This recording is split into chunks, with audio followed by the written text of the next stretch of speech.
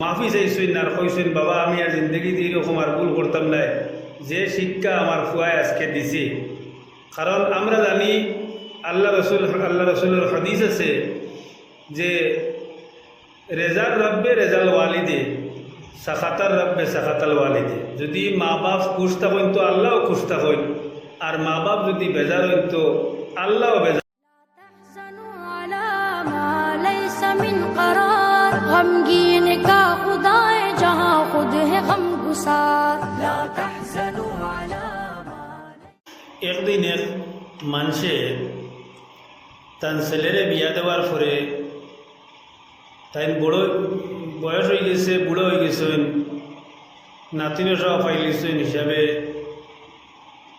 বয়স হওয়ার বাদে আজকাল তো আমরা দেখি আর যে নাতিনও সব হওয়ার পরে বাড়ির মুরব্বী যে দিন গনার বাইরে হয়েছে।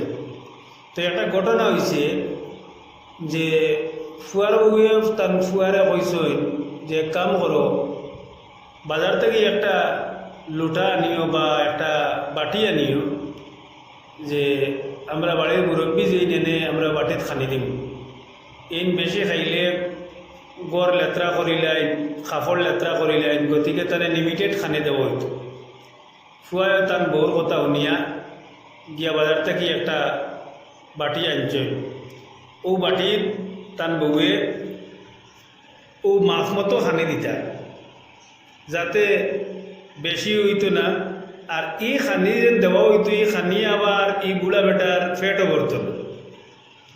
একদিন বুড়া বেটা বড় খান দিয়ে তার নাতিরে হইলা বলে, বাইরে বউটা তো করলাম দুনিয়ায়, আর তোমার বাপর লাগে তো সব কিছু খামাইলাম, আর এখন আমারে তোমার মায়ে যে খানি দে, এই এমন খানি দিয়ে যে খানি আমার ফেটও করে না। নাতি কিন্তু বাক্কা বুঝদার আসলো। আর খাস করিয়া তো আমরা জানি নাতির হলে দাদা দাদির লোকে খুব মায়া থাকে, মা বাপ থেকে বেশি মায়া আদর যতন বেশিরভাগে দাদা দাদিও করই না, দাদা দাদির লোকে মায়া বেশি থাকে। তো নাতি এই কথা শুনিয়া কইল, দাদা এক কাম করিও, খালকে যেই সময় মায়ে তোমার এই বাটির বাদ দিবা, তো তুমি ওগু আগ থেকে ফালাই দিবা, আর ফালানির লোকে যারা বাঙ্গি যায় ওলা আসলে বাঙ্গি দিবে।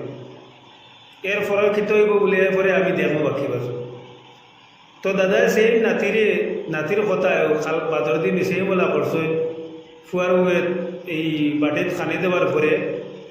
আর দাদা এই হৌরে বা দাদায় তা আত্মা কিয়া বাটিটা ফালাইয়া বাটিটা বাঙ্গি দিছে।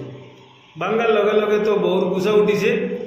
এখন হৌটে তো আর বাড়তে পারতো নাই, লগে লগে ফোন করছেন জামাইয়ের কাছে, বলে তুমি খানো লেখিতা হয়েছে বলে, ওলা ওলা দেখো ইয়ে তোমার বাপে যে বাটির টানে খানি দিতাম বাটিটা ভাঙ্গি লিছেন গুছা করিয়া, যে এখন কিতা করা যায়, এখন আর এনে গরো রাখা যাইত।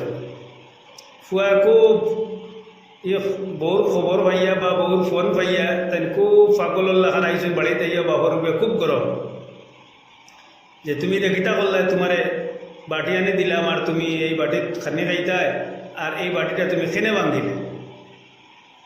বাপে আর কিচ্ছু না মাতিয়া না মাতি দাঁড়াও বাইরেছেন, খুব বকাবকি করল ভুয়ায়। এমতো অবস্থায় নাতি যে শিখাইয়া দিছিল হে কিন্তু দাঁড়াও উবাইয়া খুব খান্দে।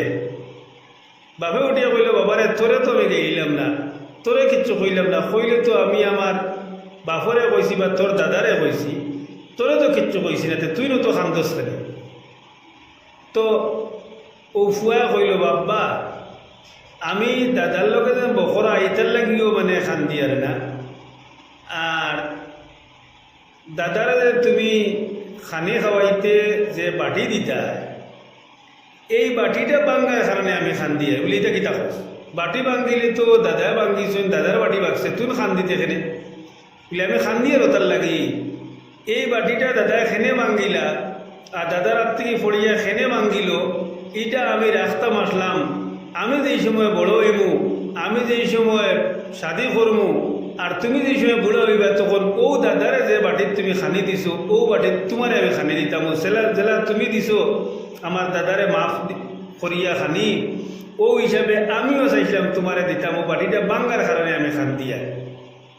বাপে কইল, দেখলাইনি যে আমার ফুয়ায় এই বাপর লগে আমি যে কর্ম করছি, এই কর্মটা ফুয়ায় ফুরাফুর একটা শিক্ষা লর যে আমি আমার বাপর লগে ওলা করমু, আমি আমার বাপর লগে করার কারণে ফুয়া কর আমিও আমার বাপর লগে ওলা করতাম আসলাম বাড়িটা ভাঙ্গার কারণে আমি ওতালে খান দিয়া লগে লগে বাপে এই দাদার কাছে মানে তান বাপর কাছে তো মাফি চাইছুন আর কইসুন বাবা আমি আর জিন্দগিতে এরকম আর ভুল করতাম না, যে শিক্ষা আমার ফুয়ায় আজকে দিছে।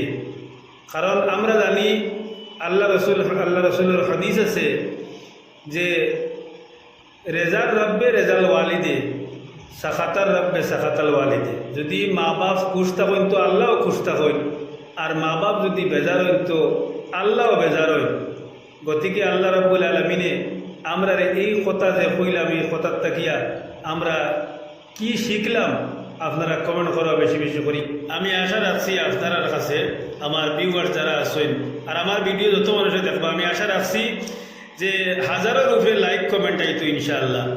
আপনারা বেশি বেশি করিয়া লাইক কমেন্ট করবো।